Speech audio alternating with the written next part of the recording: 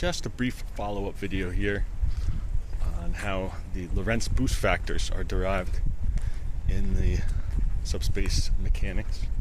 That's the basics of special relativity, so my apologies, there's no equations in this video.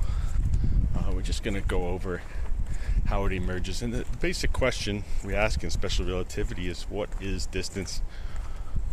What are units of distance? What are units of time? And if you look it up in the dictionary, what a meter is, what a second is, you'll find immediate reference to electromagnetism, because these are electromagnetic phenomena. This is the essence of special relativity, which is why you learn special relativity in your first electricity and magnetism class.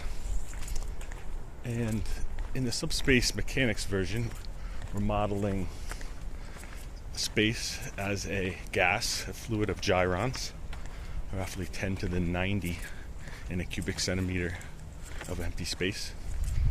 And what determines the scale, what determines the electric pressure, which holds a meter stick together. Remember, a meter stick is a collection of protons, neutrons, electrons being held in position with electromagnetic fields. And what determines these forces is really the mean speed, magnitude of the velocity of the gyrons, which kind of makes the pressure. And so you can imagine that if you're at rest in this gyron fluid, there's some gyrons coming from the front, some from the back, and you average speed to get a scale, metric scale. And now if you imagine that you're moving through these gyrons, there's a wind speed, which you can cancel out because it's on one side it's forward and the other side is backward. But the pressure does not cancel out, because on the front you're hitting more and more of these gyrons, and the mean speed is higher based on the speed. Remember, is the square root of the sum of the components, thanks to our friend Pythagoras.